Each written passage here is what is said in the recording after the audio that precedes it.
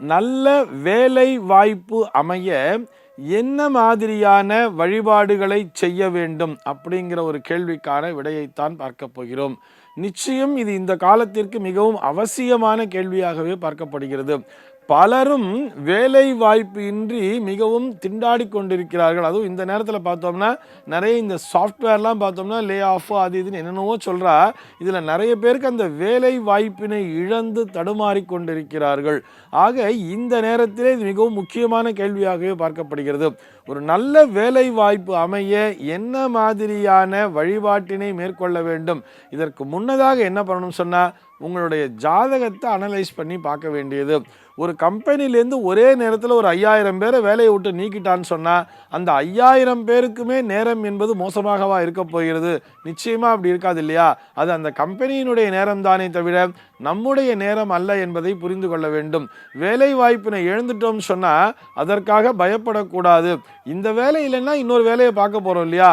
அது எந்த மாதிரியான வேலை என்பதை நம்முடைய ஜாதகம் என்பது நமக்கு தீர்மானித்துவிடும்.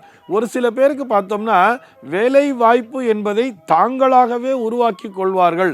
அதாவது செல்ஃப் எம்ப்ளாய்மெண்ட் சொல்லுவார். அந்த மாதிரி இருக்கிறோம் என்ன பண்ணுவான்னு பார்த்தோம்னா அவர்களும் வேலையை செய்து கொண்டு அவர்கள் மூலமாக இன்னும் ஒரு 10 பேருக்கு வேலையை தரக்கூடிய அளவிற்கு உயர்ந்து விடுவார்கள். உதாரணத்துக்கு அப்படியே யோசிச்சு பாருங்களேன். நிறைய ஆப்ஸ் அப்படிங்கிறதெல்லாம் இருக்குது. நம்ம உபயோகப்படுத்தக்கூடிய ஆப்லாம் இருக்கும் தெரியுமா? இந்த ஆப்புகள்லாம் எப்படி உருவாயிருக்குன்னு சொல்லி பார்த்தோம்னா விளையாட்டாக 4 நண்பர்கள் ஒன்றாக இணைந்து துவக்கிய விஷயமாக தான் இருக்கும். அவங்கெல்லாம் பார்த்தோம்னா மிகப்பெரிய தொழிலதிபர்களாக இன்றைக்கு உருவாகி இருக்கிறார்கள்னு சொன்னால் அதற்கு காரணம் அவர்கள் யார்கிட்டையும் போய் வேலை வாய்ப்பை தேடலை. அவர்களாக தங்களுடைய புத்திகளை பயன்படுத்தி இருக்கிறார்கள். இப்படி தங்களுடைய புத்தியை அறிவுத்திறனை பயன்படுத்த வேண்டும் என்று சொன்னால் அதற்கு புதன் என்கின்ற கிரகம் ஜாதகத்திலே வலிமையாக இருக்க வேண்டும். எவர் ஒருவருடைய ஜாதகத்திலே புதன் என்கின்ற கிரகம் அந்த தொழில் ஸ்தானத்தோடு ஒன்றாக இணைந்திருந்தால் அவர்கள் தங்களுடைய சுய அறிவின் மூலமாக வேலை வாய்ப்பினை தேடிக்கொள்வார்கள் அப்படிங்கிறது சொல்றது. இந்த புதனுடைய அருளை பெற வேண்டும் என்று சொன்னால் அதற்கு பெருமாள் வழிபாடுங்கிறத பண்ணணும். அப்படி இல்லைன்னா இந்த துளசி வழிபாடுங்கிறத சொல்றா. நித்தியம் இந்த துளசி செடிக்கு தண்ணி ஊத்திட்டு வரணும். அதே மாதிரி டெய்லி 2 துளசியை பெருமாளினுடைய பிரசாதமாக, அதாவது பூஜை பண்ணாத தனியாக ஒரு துளசி செடியை வச்சு அதிலிருந்து 2 துளசியை பறித்து நித்தியம் 2 துளசியை சாப்பிட்டாலே நம்முடைய மூளை திறன் என்பது விரிவடையும்னு சொல்றா. இந்த மூளை திறன் விரிவாக இருந்தாலே எல்லா இன்டர்வியூலுமே நம்மளால சக்சஸ் பண்ண முடியுமே, ஜெயிக்க முடியும் அல்லவா? அதே மாதிரி தான் இந்த சூரியன் என்கின்ற கிரகம் ஜீவனஸ்தானத்தில் இருந்ததுன்னா இவர்கள் தலைமை பொறுப்பினை வகிப்பார்கள் அப்படின்னு சொல்றது. ஆக அந்த சூரியனுடைய அருள் வேண்டும் என்று சொன்னால் தினசரி காலையிலே சூரிய நமஸ்காரத்தை செய்ய வேண்டும். இப்படி நமக்கான வழிபாட்டு முறைகளை நம்முடைய சாஸ்திரமானது தெளிவாகவே சொல்லி வைத்திருக்கிறது. ஒரு வேலை இல்லை அப்படின்னு நினச்சி கஷ்டப்படவே தேவையில்லை. என்ன வேலை கிடைக்குதோ அதை தாராளமாக செய்யலாம் அல்லவா? நம்மால் இந்த வேலையை செய்ய முடியுமா அப்படிங்கிறத மட்டும்தான் நம்ம யோசிச்சுக்கணும். எல்லோராலும் எல்லா வேலைகளையுமே செய்ய முடியும். அதற்கான அறிவு என்பதனை நாம் பெற்றிருக்க வேண்டும். அந்த அறிவினை பெற்றுக்கொள்வதற்கு நமக்கு முயற்சி என்பது தேவை, அவ்வளவுதான். இந்த முயற்சி செய்வதற்கான ஒரு தூண்டுதலாக அமைவது என்பதுதான் இந்த வேலை வாய்ப்பு என்பது. அது ஒவ்வொரு டிபார்ட்மெண்ட்டுக்கும் ஒவ்வொரு விதமான அந்த கிரகங்கள் அப்படிங்கிறது வேலை செய்யறதுன்னு சொல்கிறோம். இப்போ ஃபார் எக்ஸாம்பிள் ஒரு டிரான்ஸ்போர்ட்டில் எனக்கு வேலை கிடைக்கணும் அல்லது நான் மெக்கானிக்கல் ஓரியன்டாக இருக்கணும்னு சொன்னால் அந்த மெக்கானிக்கல் அப்படின்னு வரும்பொழுது அங்கே இயக்கம் என்பது முழுமை பெறுகிறது அல்லவா? ஏதோ ஒன்று ரொட்டேட் ஆகிட்டே இருக்கணும். அந்த மெக்கானிக்கல் எனர்ஜி ஒரு ரொட்டேஷன் அப்படிங்கிறது எது கொடுக்குதுன்னு பார்த்தோம்னா சுற்றி கொண்டே இருக்கின்ற விஷயம் சக்கரம்னு சொல்கிறோம். அந்த நேரத்திலே சக்கரத்தாழ்வாரை வழிபட வேண்டியது.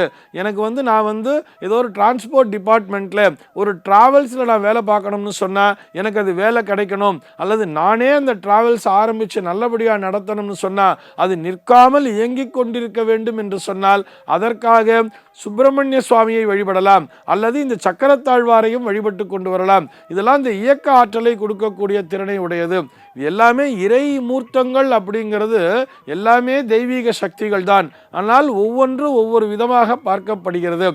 நான் வந்து ஒரு எஜுகேஷன் டிபார்ட்மெண்ட்டில் வேலை பார்க்கணும்னு சொன்னேன், நான் ஒரு பிஹெச்டியை முடிச்சுட்டு அதே கல்லூரியிலேயே நான் ஒரு பேராசிரியராக வேலை பார்க்க வேண்டும், அல்லது ஒரு பள்ளிக்கூடத்தில் நான் வந்து ஆசிரியர் வேலையிலே நான் சேர வேண்டும், அல்லது நானே வந்து அந்த கல்வி நிறுவனத்தை துவக்கி நடத்த வேண்டும், ஏழை எளிய மக்களுக்கு நான் உதவி செய்ய வேண்டும் அப்படின்னு நினைக்கிறவா என்ன பண்ணணும்னு சொன்னால், அந்த ஞான தட்சிணாமூர்த்தின்னு சொல்கிறோம் இல்லையா, குருவாக பார்க்கிறோம் அல்லவா, அந்த தட்சிணாமூர்த்தி சுவாமியை வழிபட வேண்டியது. இப்படி நம்ம என்ன துறையில் வேலை வேணும் நமக்கு அப்படிங்கிறத புரிஞ்சுண்டு அதற்கு ஏற்றாற்போல் நாம் வழிபாட்டினையும் அமைத்து கொள்ளலாம். இது எல்லாவற்றையும் விட நம்முடைய முயற்சி என்பது முக்கியம் அப்படிங்கிறத நினைச்சுக்கணும். தெய்வத்தால் ஆகாதெனினும் முயற்சி தன் மெய்வருத்த கூலி தரும் அப்படின்னு சொல்லிட்டா. நாம் முயற்சிக்க வேண்டும்.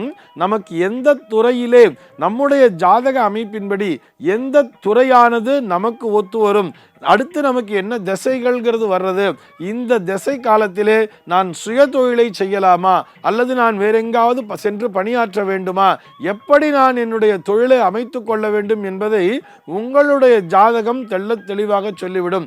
நம்ம குழந்தைகள் பலரும் என்ன தெரியுமா பண்றா, நான் இன்ஜினியரிங் படிச்சிருக்கேன், நான் எப்படி போய் இந்த வேலையை பார்க்கறது, கீழ்மட்ட வேலையை நான் எப்படி பார்க்கறது, எனக்கு செக்யூரிட்டியில் வேலை தரா அப்படிங்கிற மாதிரி நம்ம தவறாக புரிந்து கொண்டிருக்கிறோம்.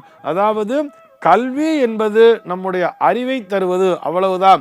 அதை வச்சுதான் வேலை பார்க்கணுங்கிற அவசியம் இல்லையே. செக்யூரிட்டி சர்வீஸில் போய் வேலை பார்த்தா என்ன, அதன் மூலமாகவே நாம் நம்முடைய முயற்சியின் மூலமாக மேலே மேலே ஜெயிச்சுட்டே வர முடியும் இல்லவா. இதனை உங்களுடைய ஜாதகம் தெளிவாகவே கற்றுக் கொடுத்து விடும். பொதுவாகவே இந்த வேலை பார்க்கணும்னு சொன்னாலே தொடர்ந்து இயங்கிக் கொண்டே இருக்க வேண்டும். அந்த தொடர்ச்சியான இயக்கத்தை தருவது அப்படின்னு சொன்னா அதற்கு மெயினா ரெண்டே விஷயம்தான். ஒன்று சுப்பிரமணிய சுவாமி வழிபாடு, அல்லது நான் வைஷ்ணவிசம் ஃபாலோ பண்றேன்னு சொன்னா சக்கரத்தாழ்வாரினுடைய வழிபாடு. இந்த சக்கரத்தாழ்வாரை தொடர்ந்து வழிபட்டு வருபவர்கள் வாழ்க்கையிலே தொடர்ந்து இயங்கிக் கொண்டு வெற்றியினை நிச்சயமாக காண்பார்கள். சர்வே ஜனாஹ சுகினோ பவந்து.